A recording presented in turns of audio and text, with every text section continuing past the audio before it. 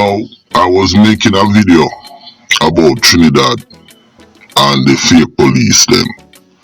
And I was also updating about 1 Foot Peggy, the 1 Foot boy in the Conway gang.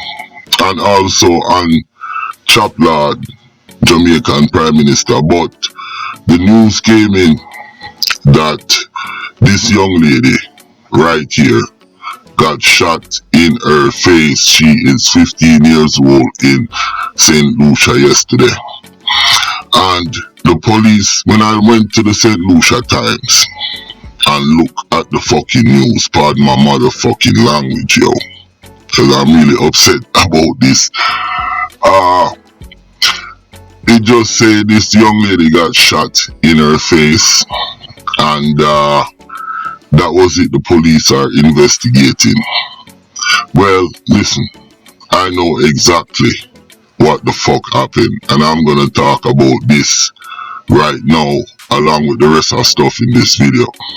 Cause like me say, this is a last minute thing, but I know the scenario that played out in this situation, and I have talked about this many times.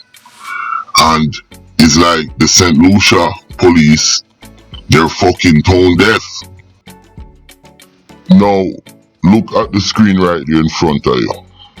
That's Baboon King, Marvin Gaye Baboon King, okay? And that's Janelle. Now, me I telling you something, you understand? And I want the police to listen to this. Major crimes, listen. You guys have like, how many cases? At least 12 to 15 cases. And up to now, you have solved nothing. And I have given you guys so many leads. Listen, I am working on a project about St. Lucia. And it involves, I'm just telling the police them right now, crime statistics. Because since you guys don't want to keep statistics, I'm going to keep the stats for you guys. And everything is going to be retroactive. But anyways, police, I'm going to give you guys a lead again on this. Okay?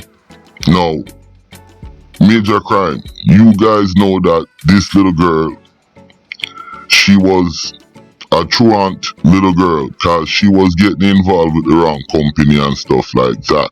And she had a little problem with damaging property and some other little crime, little basic kids getting in trouble.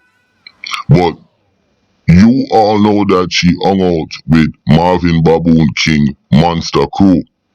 You understand? So you guys picked her up and the police pressed her for information, and she had given some kind of statement pertaining to this young lady's Janelle killing. And the police knew that. They took the statement and they never protected this little girl. Okay? They never protected this little girl because she gave some information on the Baboon King situation. And now this little girl end up dead. Now, I'm just gonna get straight to the point, you know. Now, who got out of jail 2 days ago? Let me show you guys. Now, look upon the linkage. That is Cutbutt, Helitobi brother, Lean Back brother, and he just got out of jail, I think about 2 days ago. Them dropped him charges. He was in jail. He was celled with Marvin Baboon King. And as soon as him come out of jail, that little girl lose her life. I want the police and I want the public listen to me. Cause yo, major crime, you don't know what's going on. You understand? And I tell the public, this young man right here, Frosted Flakes, the Lean Back brother, was in jail with Marvin. And as soon as he came out of jail, that little girl lose her life because she had given statement in the Janelle killing.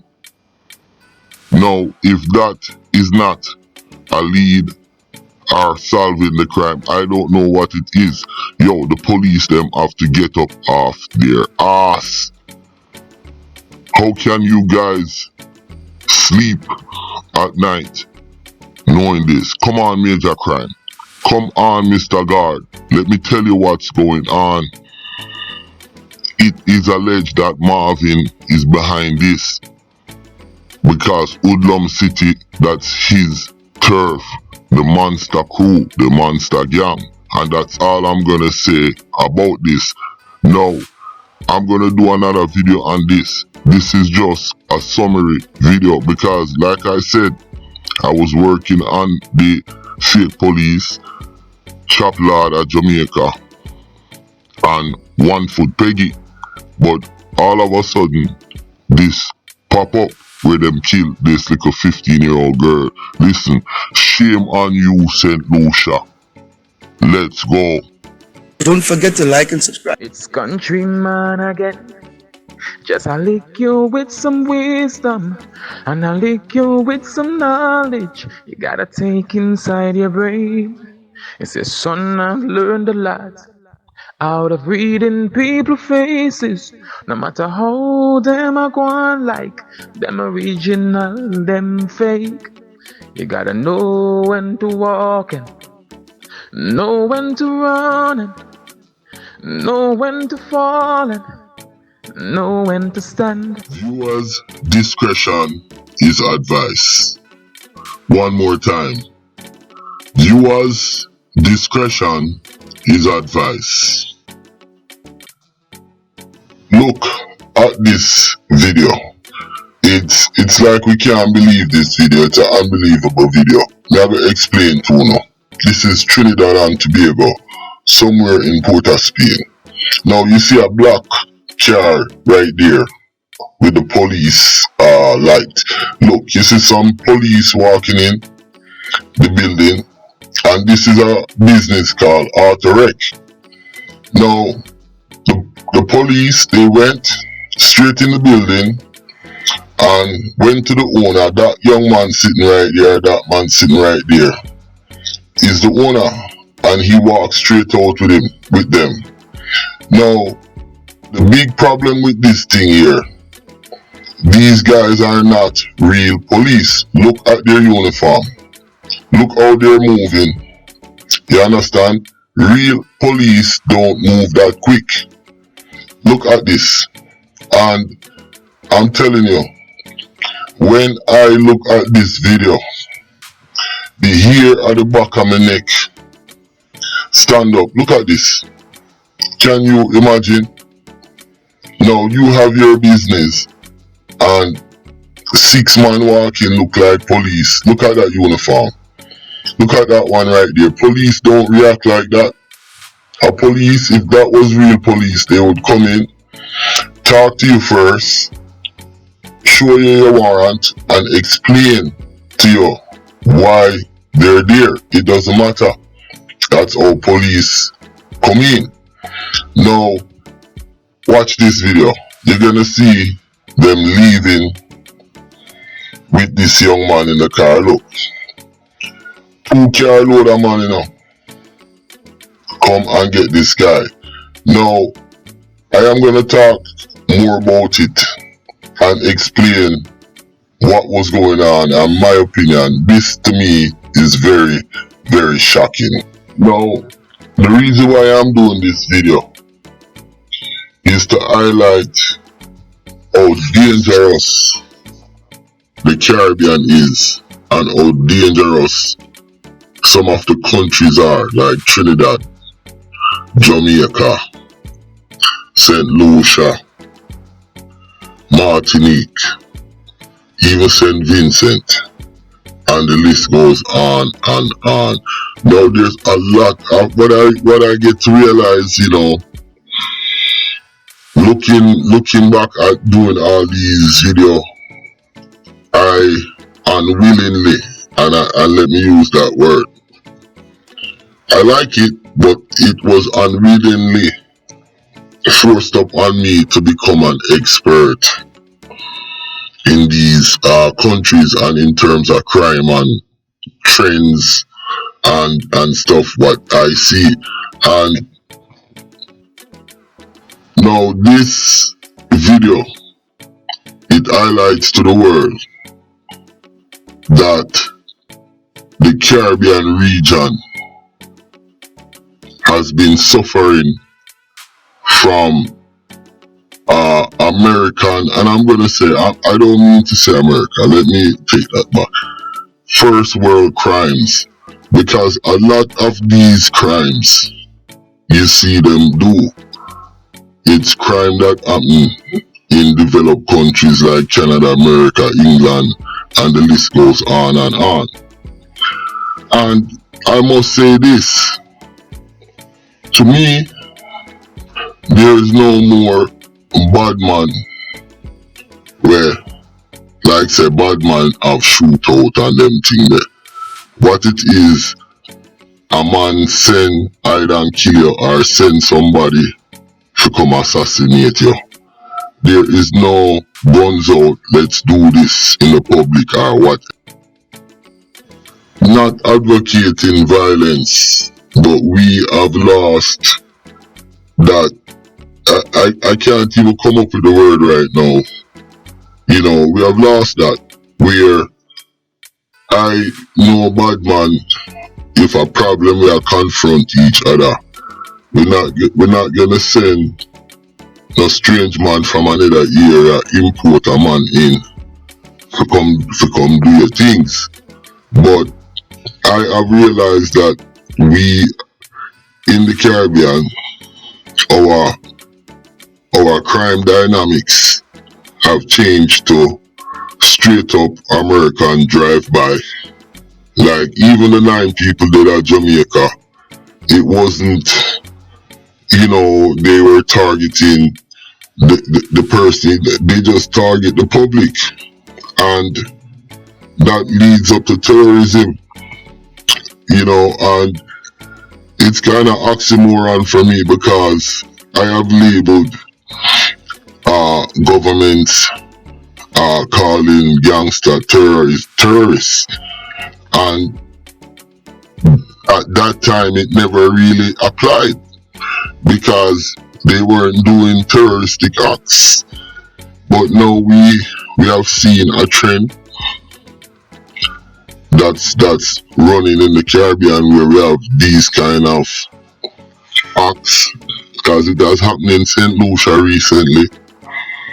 It has happened in Jamaica many times, and Trinidad. And this, what makes this thing in Trinidad so alarming, you know, they just did the same thing about 4 or 5 days ago, maybe a week ago, and kidnapped a businessman, police, and them end up kill the man, and 2 police got arrested in Trinidad. Don't forget to like and subscribe.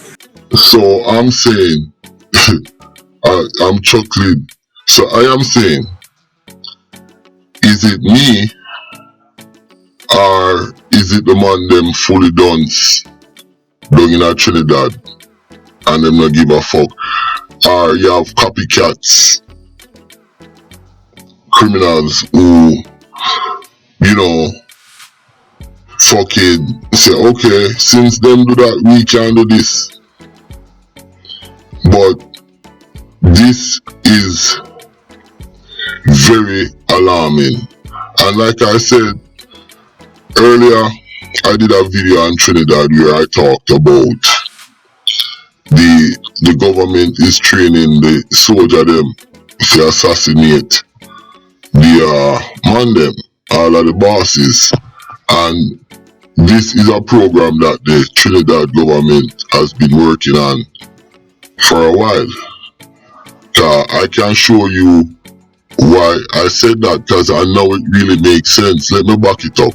Check this out. Been held outside this home in St. Paul Street in Port of Spain in January this year. I stayed in Guyana station for like 5 days. The 5th day, they come, they say, they have a gun, and they charge me for gang association and gang related thing.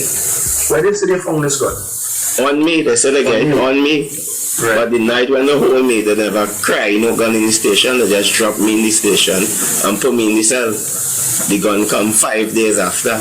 Okay. Lee said he was wary of the police constantly targeting him for alleged illicit activities. So I just fell up at the police and they just targeted my life and just making me uncomfortable. Because it's not the first time this happened. I have a next gun case going on. When I come in my house here, if you watch, you could see our cameras all over my house, all in my bedroom. My girlfriend can't even come and lie with me in peace because of these police. So they come in my house and they give me a gun. So this case, well, when there is a second case, where they come the second time and give me a next gun. So, Calvin Sixdan said that for me to say this. It seems like since the government announced its plan that it's stepping up on crime, police have been targeting certain bosses, but it seems like it has activated people to start pretending that they're police. Like I said, if you look at these guys, how they move, how they're walking, and all of that. As a matter of fact, let's look at that video from the start again. Okay, we're gonna examine this video. So now look at these guys how they're walking and look at them clothes. Right away to me, it seems like that's not the real police uniform. They just the crest and stuff like that. Look how they're walking right there. Usually the man with the small gun, he would be the one talking to the person. Now if you notice, is the man with the big gun. Him seems like him leading the crew. The other guy walking out backwards and see him, look at him. Now look at the man. Them have the man, they must say something to him. Look at him with the small gun. You understand? The way how he is coming out, you can tell them it's not police. The biggest thing we give them away, it's how quick the man them go in and come out of the business. We can rewind it again. Let's rewind it one more time, see how quick them go in and come out. Now if we do this, now count from 1 go up. So starting now.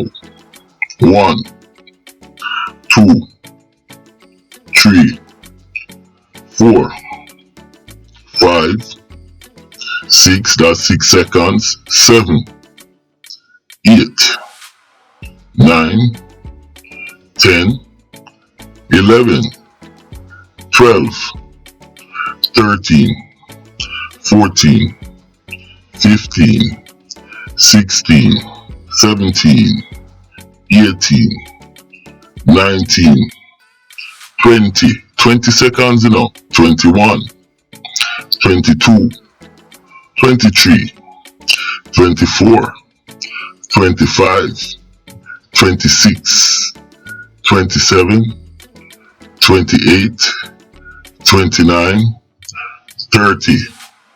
By 30 seconds, them go in and out with the man. No police on this planet, me not care if them are hit squad, them don't operate like this. So right away, we know say, yo, them man are some fake police. Now, what is the impact with this on Trinidad and the neighborhood and the surrounding places? What kind of impact you think this have on the people them? I'm quite sure it is a very serious impact on the community, on the businesses, and everyone in and around, or even outside of Trinidad, because, like I said, to see these kind of things happening in our Caribbean communities, I am telling you, it is crazy as day. Now, as far as this investigation, I didn't do any more research on it because I didn't want to get tainted. So I don't know if the police, them real police now, catch up with them mania. I just wanted to give my opinion and show how Trinidad is getting, show how Jamaica, all the islands them. We just want to show and compare and put the information out there, and then John public can make them own decision. With that said now, there's a little thing I see in Jamaica. I just want to elaborate on it, because you know, say Jamaica Prime Minister, a chop law them call him, you know. Him know if he chop the line, because him chop about $1 billion. So we are going to elaborate on it. I want to show the rest of the island them something. The Integrity Commission of Jamaica came up with a report that there's irregularities in some of these parliament, member of parliament, finance and stuff, because everybody have to declare. Now, the Prime Minister of Jamaica, he hasn't declared his wealth or whatever in about 3 years. They came out with a damning report that said that, you know, and this is kind of shocking, over $500 million can't explain where it came from and used a charity amongst other things. It's out there in the news. So the reason why I am gonna play this video of the chairman of the Integrity Commission, islands like St. Lucia and the smaller islands them, and I'm not too sure if Trinidad have one, but we need to put these kind of oversight on member of parliament and, you know, people who is holding certain positions. That way, you know, them can be accountable to the country. So go ahead and watch this video and listen to what the Integrity Commission said, because he bought himself a bottle of water and he said that he's not going to drink the water in Parliament, and he's explaining the powers they have, and the only one set of people can take the powers from them, and they answer to one set of person. And listen to this.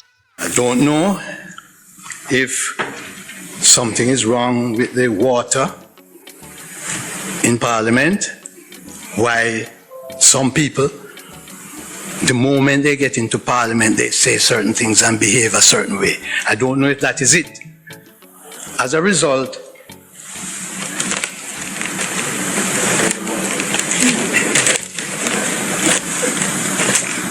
I decided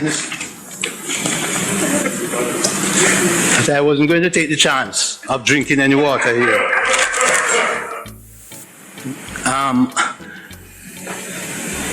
A document with the photographs of 4 of us saying that we are bringing down the government. For a member of parliament to be doing that, it's reprehensible. And I have not heard any parliamentarian condemn it. Statements made in this room about giving orders. The commission takes orders from no one other than the court, and it needs to be understood. Now, do you hear what the man said? And this is what I want to focus on. The only person or the only body they answer to, it's the courts, and that's it. Nobody else. So I say that to say this. Once again, these little islands, they need to put things in place that can protect the citizens from certain things and certain abuse by government and people in power. And that is very important if we have to move forward in Jamaica, Trinidad, St. Lucia and those places. And that's the point I wanted to make. Now I am back in my old stamping ground, St. Lucia. Now, you remember me talk about the conway robber them? Me a show now a picture. Actually, me a show now a video. Now look on a video here. You see the 1 foot boy, see him there with the crutch, him in the blue jeans and the white and blue shirt. And him we call 1 foot peg. Me a show now the original picture. See how him look like, yeah. 1 foot peggy. And now me hear say you come out of jail, and I also hear that you have a new leg. So now you have a prosthetic leg, and you were riding your nice little bike, chilling through the place and thing. So, yo, 1 foot piggy, more you know say, I am on your case and me I watch you and you can't hide from me. So, yeah, that's how it go. And last but not least, 1 foot Peggy. I know you have the green bike. You understand? My name is Countryman. Don't forget to like and subscribe.